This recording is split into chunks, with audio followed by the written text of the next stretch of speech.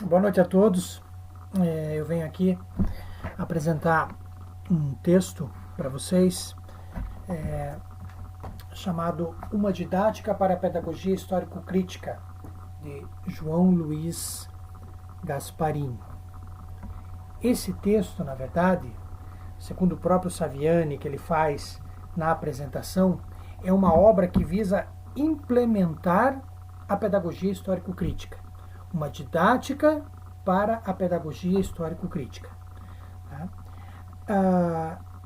O Saviani ainda fala na apresentação, o próprio Saviani fala na apresentação que é o seguinte, que isso é apresentado de uma forma dialética e, portanto, ele aceita o contraditório e, por sua vez, ele é uma didática possível para a pedagogia histórico-crítica, sendo possível outras interpretações e outras didáticas para essa pedagogia. Mas nós vamos trabalhar essa do professor João Luiz Gasparin, mesmo porque ele é uma leitura feita a partir da experiência que ele teve com o próprio professor Saviani, o criador da pedagogia histórico-crítica. Já na introdução do texto, nós vemos o grande referencial que tem nesse texto. São 3 os referenciais. Primeiro, é uma obra marxista, baseado nos pensamentos e nos escritos de Karl Marx. Segundo, é baseado também no psicólogo Vygotsky, Vygotskiana. E terceiro, na própria pedagogia histórico-crítica criada pelo professor Demerval Saviani. Então esses são os três referenciais dessa obra, dessa didática. E o grande centro, o grande móvel da pedagogia histórico-crítica é, na verdade, o social na educação. Só para você ter um exemplo bem prático, a escola tradicional ela tem como objetivo conhecer para tirar uma nota. Você aprende, decora, sabe alguma coisa somente com o objetivo de conseguir uma nota. Alcançado o objetivo, muitas vezes se esquece os conteúdos, e enfim, é uma crítica que nós temos à escola tradicional. Já por sua vez, na dimensão da pedagogia histórico-crítica, conhecer envolve toda a relação da prática social do educando, do estudante e visa como objetivo transformar a sua realidade social. Aprende-se para mudar a sua realidade. Esse é o objetivo da pedagogia histórico-crítica e, consequentemente, é uma didática criada para aplicar esse pensamento na escola. Ainda na introdução dessa obra, nós vemos as responsabilidades de cada um dos componentes do conhecimento, ou melhor, da relação de ensino-aprendizagem que há na escola e na educação. O primeiro deles é a ideia de conhecimento. Conhecimento, segundo então o professor Gasparin e a própria ideia da pedagogia histórico-crítica, são conteúdos da escola integrados e aplicados teórica e praticamente no dia a dia do educando. Ou seja, é a prática social, é a prática do estudante que leva um conhecimento a ser feito. Então, primeira visão do conhecimento. Segundo, a relação professor-aluno. Eles são coautores do processo ensino-aprendizagem. Juntos, descobrem o que serve de conteúdo científico-cultural para a escola. Veja, uma grande revolução nessa visão de professor-aluno, porque, em primeiro lugar, não existe um detentor do conhecimento, mas tem o professor e o aluno, ambos numa relação de conhecimento que vão construindo os novos saberes. A partir da troca, do diálogo e das experiências sociais é que se faz o novo conhecimento. E, finalmente, o próprio trabalho docente, que também é contextualizado em todas as áreas do conhecimento. É possível fazer ciência contextualizada, história, economia, política, ideologia, cultura, educação, todos os conhecimentos são possíveis de se fazer através da contextualização. Ou seja, aproximar o conhecimento da realidade do estudante. Portanto, precisamos ter bem claro que é a existência social dos homens que gera o conhecimento. É o ser humano na relação com os outros homens, com as outras mulheres em sociedade, é que tem necessidades de saber. Saciar essas necessidades, né, intencionais e de necessidades humanas, faz com que a gente gere novos conhecimentos. O método que vai ser utilizado pela pedagogia histórico-crítica é o método marxista.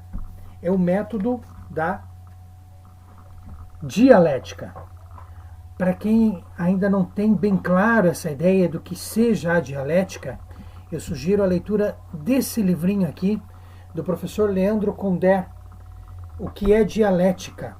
Ele é da edição Primeiros Passos e ele tem disponível na rede de forma gratuita para você baixar e ler. Ele é bastante didático e ensina o que é dialética, dá bons princípios e bons segmentos do que seja a dialética.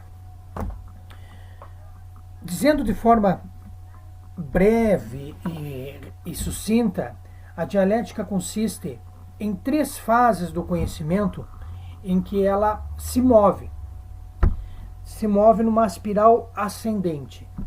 Toda tese, toda ideia tem o seu contraditório, tem a sua contradição. O choque da tese e o seu contraditório cria uma nova ideia, uma nova tese chamada de síntese, que por sua vez também terá o contraditório. O que significa isso? O conhecimento não é estático, não é parado, não é imutável.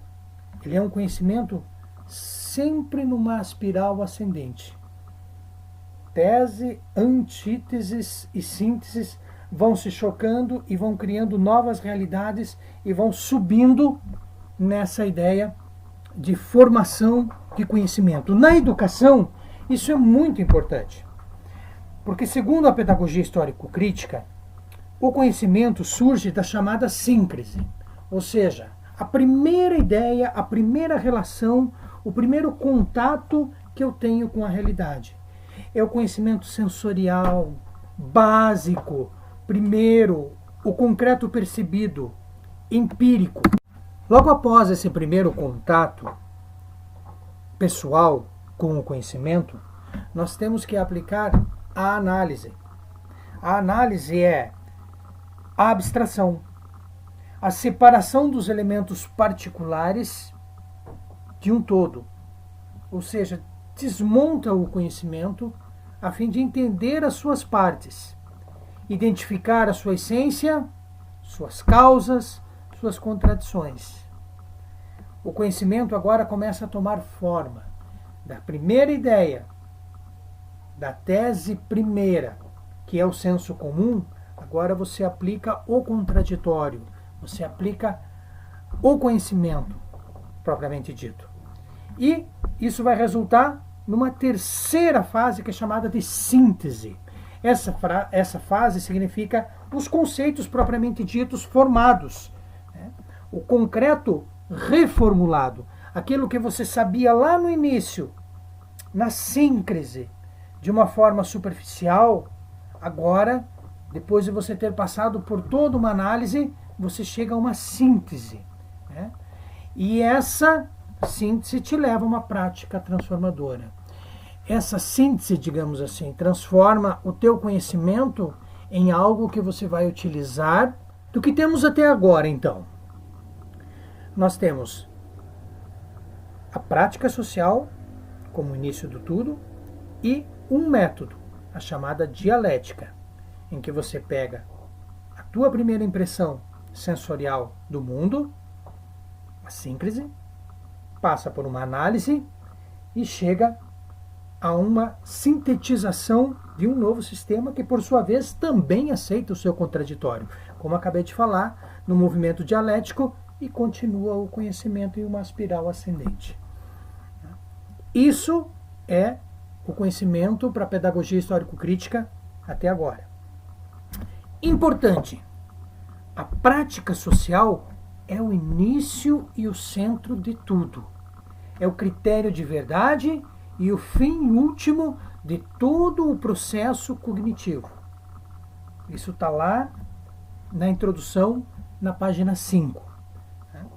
O primeiro passo da didática da pedagogia histórico-crítica é, então, ver a prática social dos sujeitos da educação. É necessário uma sensibilidade bastante grande do professor e da professora para entrar na realidade do estudante ou da estudante e perceber quais são as suas necessidades de conhecimento, quais são as suas primeiras impressões, qual é a sua síncrese do conhecimento. Para então o professor aplicar a análise junto com os estudantes e criar a síntese. Esse é o movimento do conhecimento segundo a pedagogia histórico-crítica nessa didática apresentada pelo professor Gasparin. Feito esse primeiro passo de observar, de ver a prática social do seu estudante, o segundo passo, então, é teorizar o cotidiano. Aplicar a teoria em cima daquilo que é só uma observação inicial, sensorial, digamos, a base de tudo. Aí vem o segundo passo do professor, em que ele aplica o desvelar. Desvelar é uma palavra que significa tirar o véu, mostrar. Quando o noivo se casa com a noiva, né? Quando o padre dá o seu veredito final, pode beijar a noiva, o que o noivo faz? Retira o véu, aí então ele vê a sua amada. Romântico, né? Esse é o segundo passo, né? Desvelar, tirar o véu, mostrar, né?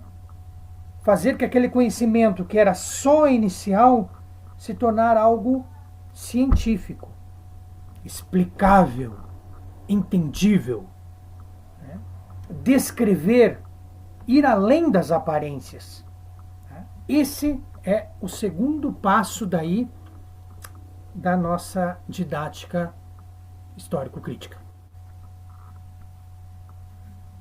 Desse segundo passo, que é passar do senso comum para os conceitos científicos e juízos universais, decorremos num terceiro passo. Esse terceiro passo significa justamente retornar à prática diária.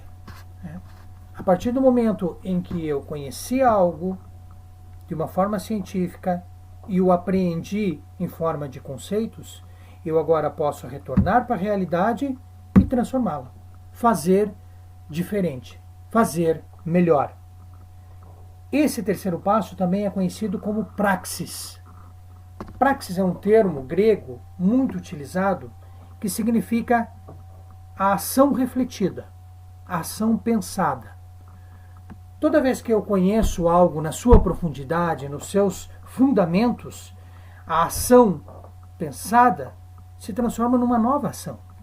Ação, reflexão, ação. Isso é praxis.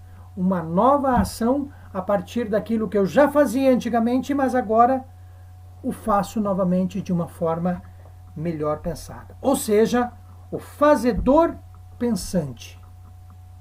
Esse livro do professor João Luiz Gasparin, ele é dividido em 5 partes. Hoje, nesse vídeo, eu já gostaria de apresentar a primeira parte, que se chama Prática Social Inicial do Conteúdo. As outras 4 partes se chamam Problematização, a segunda. Terceira, Instrumentalização.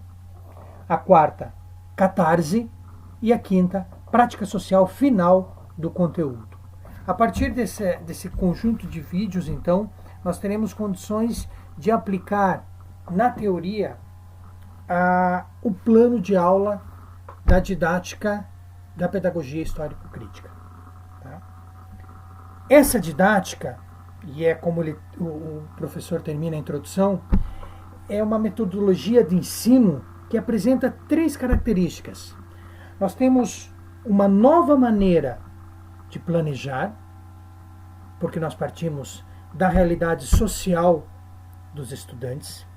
Nós temos um novo processo de estudo para o professor, onde ele entende o estudante no diálogo e ele mesmo também se altera, se transforma a partir do momento em que ele faz conhecimento junto com seus estudantes, e tem um novo método de trabalho docente e discente. Que se quer. Comecemos então pelo capítulo 1. Prática social inicial do conteúdo, o que os alunos e o professor já sabem. Preparação para a construção do conhecimento escolar.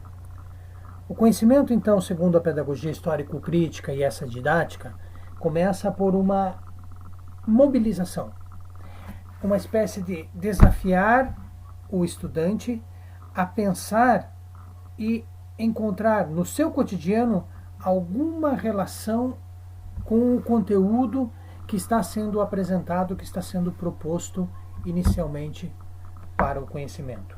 O educando, então, deve que perceber uma relação, mesmo que superficial, primária, bem básica, do seu cotidiano, né?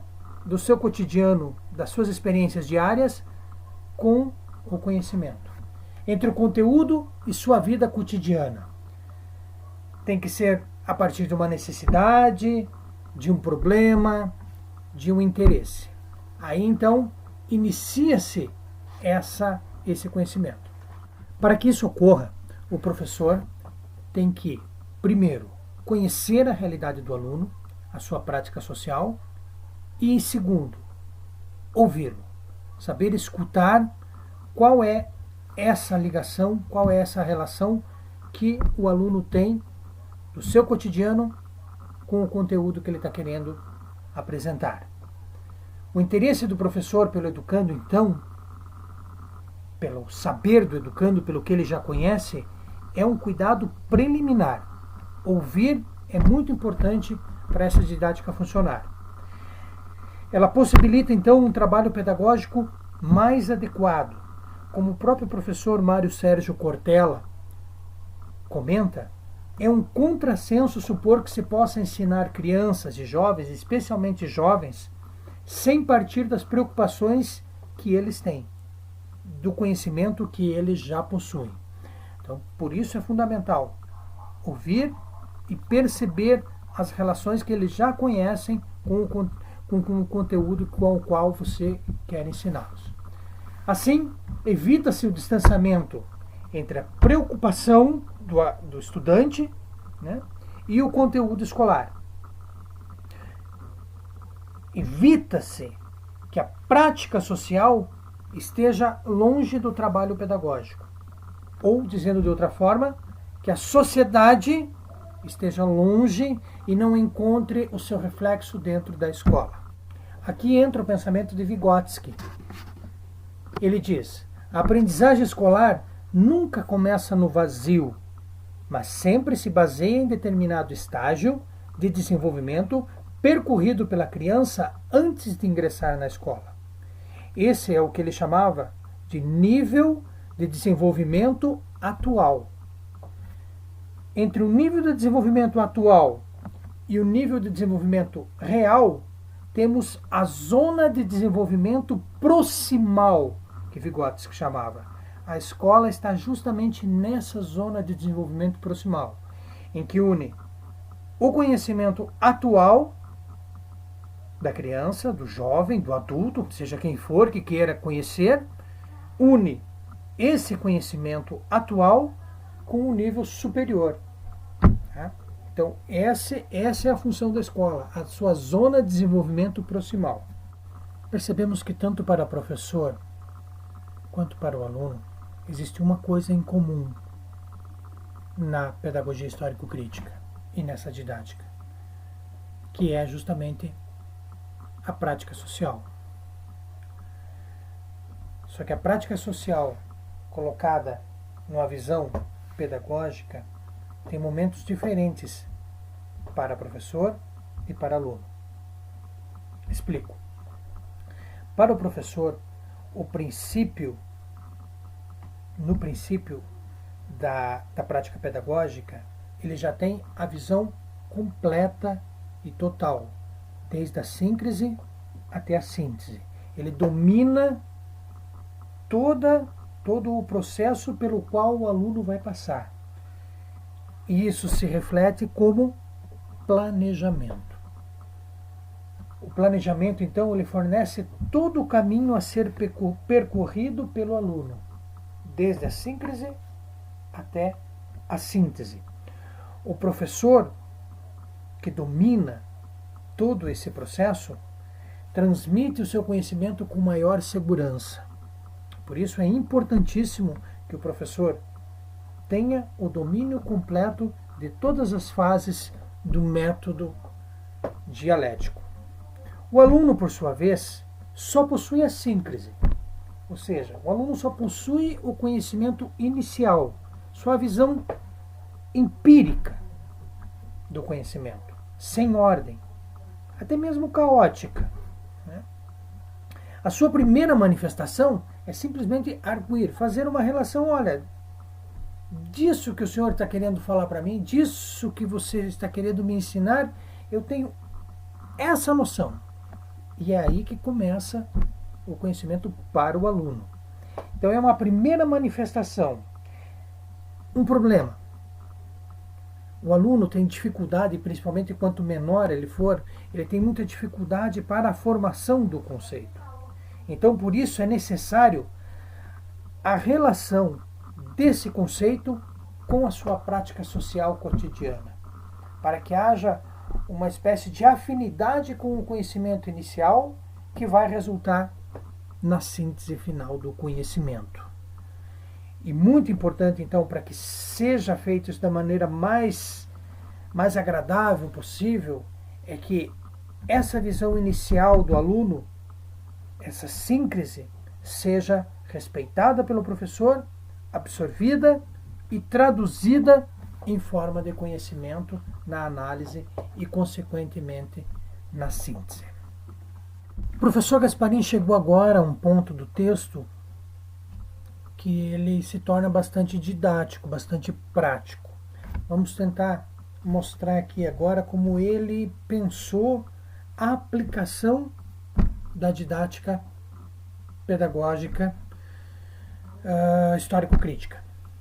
O primeiro procedimento prático, é deixar bem claro para os alunos a proposta política, a linha política que a pedagogia histórico-crítica possui. Não existe conhecimento neutro.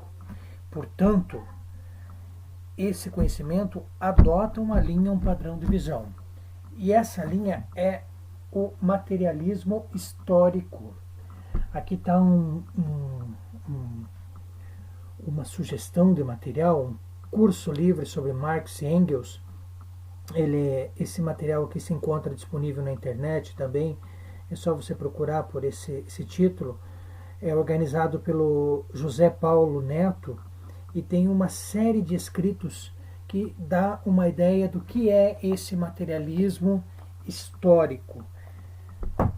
Só para apresentar ele de modo bastante rápido, Marx, ele, juntamente com outros pensadores, ele é considerado um pensador da suspeita. Ele acredita que o que é dado, o que a gente vê, o real, não é toda a verdade. É necessário escavar, é necessário aprofundar-se para conhecer a realidade. Então, digamos assim, nós vivemos uma estrutura que para cima tem uma superestrutura e para baixo tem uma infraestrutura. Conhecer todos esses três meandros, todos esses três construções é que dá uma noção da realidade. Então, é necessário deixar bem claro para os alunos que o conhecimento, a forma como nós queremos fazer a didática da pedagogia histórico-crítica é baseada justamente no materialismo histórico, do pensamento marxista. E a finalidade desse pensamento é justamente a transformação social. Conhecer para poder transformar. Esse é o primeiro passo. Depois, o professor anuncia o conteúdo a que ele quer trabalhar. Esse conteúdo é uma lista de temas com seus objetivos já elaborado ou pelo órgão competente, ou pelo professor, ou pelo grupo de professores. Já tem uma lista de conteúdos. Essa lista é apresentada para os alunos. E aí verifica-se o domínio dos alunos desse conteúdo, pela prática social deles, né? E aí vem a parte importantíssima. O professor ouve o que os alunos têm a dizer, o que as alunas têm a dizer. Ouvir gera, primeiro, confiança. Segundo, é preciso empatia para poder ouvir, né?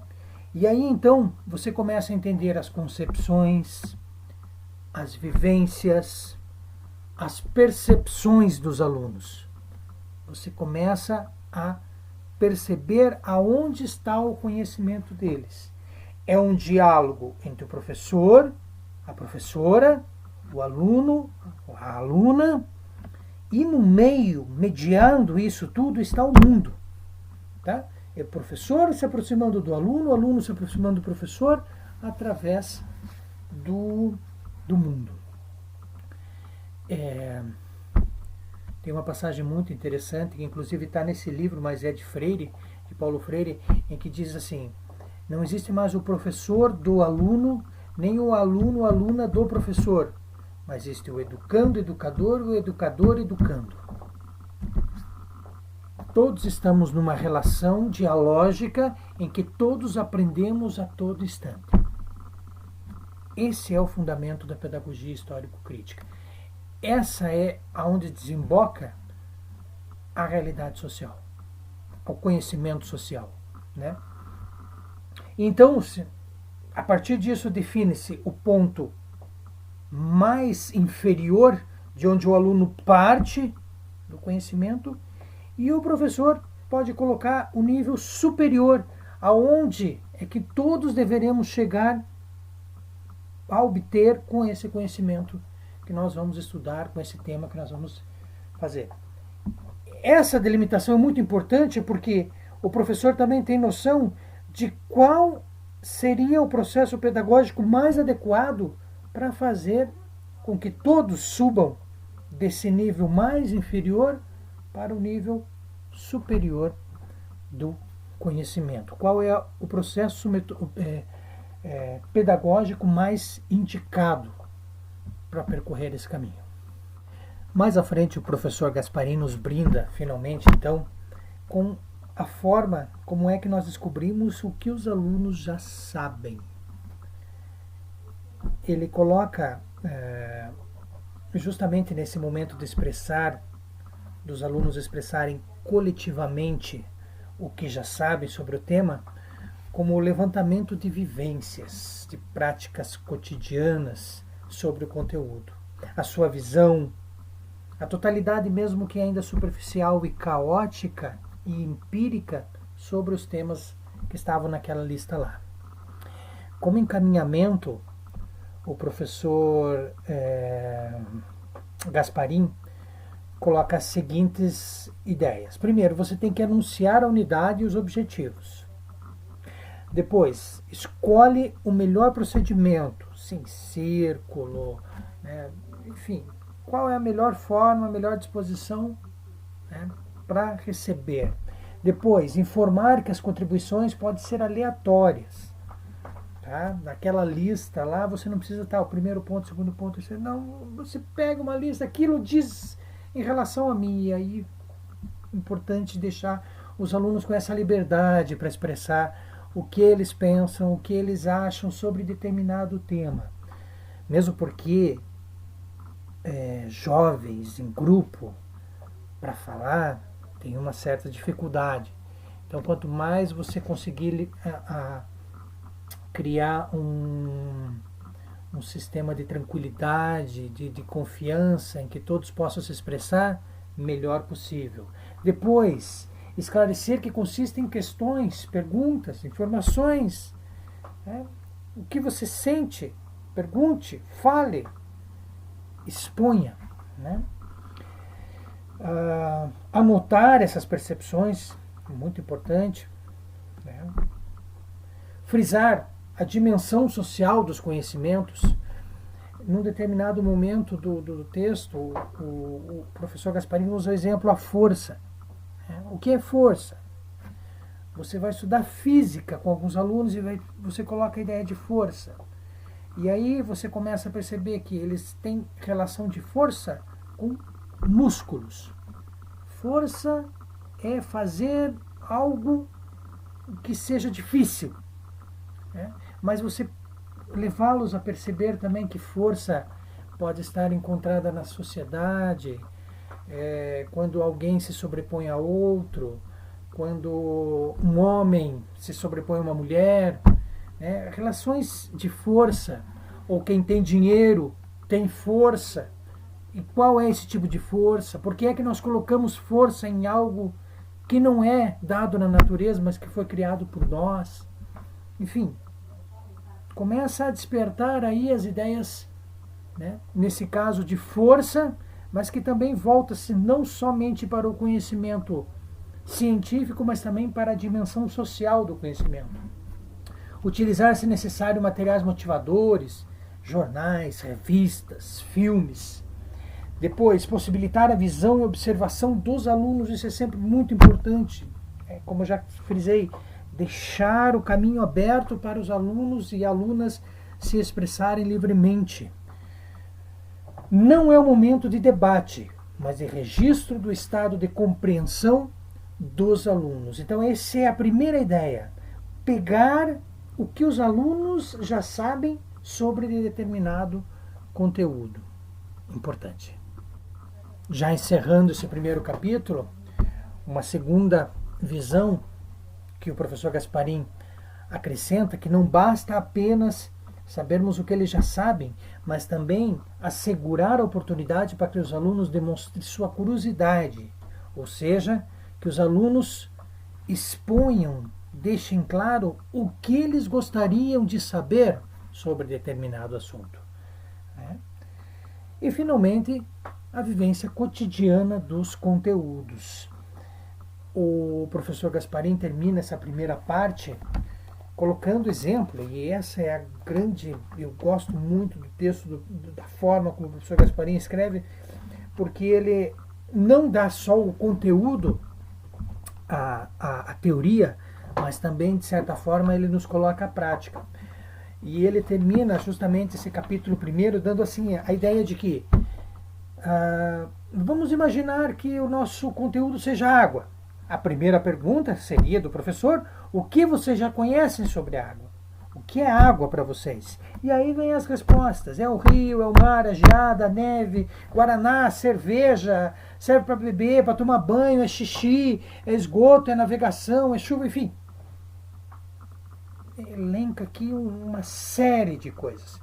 Daí vem a contextualização, o que nós temos que estudar a partir disso, trazer as vivências individuais e coletivas do conteúdo social, que passa a ser reconstruída pelo aluno, sistematizar esse conhecimento todo, e finalmente chegar à abertura de o que você gostaria de saber a mais sobre isso. E aí são várias as perguntas. Por que é necessário pagar a água? Já percebe que a água, para chegar na torneira lá em casa, tem que passar por um registro, ser dimensionada e depois transformada em uma conta monetária. Por que nós temos que pagar a água? Se é um bem sem o qual nós não viveríamos. Seria uma garantia primeira da vida. Como a água se transforma em energia? Outra pergunta. Existe água em outros planetas? Por que a água gelada é mais gostosa? Boa pergunta. Por que a água do mar é salgada? Por que o gelo é mais caro do que a água líquida? Como saber onde existe água debaixo da terra para fazer um poço? Muito boa pergunta. Por que a válvula da panela de pressão gira quando o feijão está cozinhando? O que aconteceria se não girasse? E por aí vai. Então, aqui eu termino essa primeira parte, lembrando então para vocês o que nós fizemos. Nesse primeiro capítulo, nós trabalhamos toda a ideia de prática social. Como é que nós partimos, né, para fazer conhecimento do nível de desenvolvimento atual do educando. Partimos da realidade dele, o que os alunos e o professor já sabem, para ir construindo, a partir de um método dialético, o conhecimento.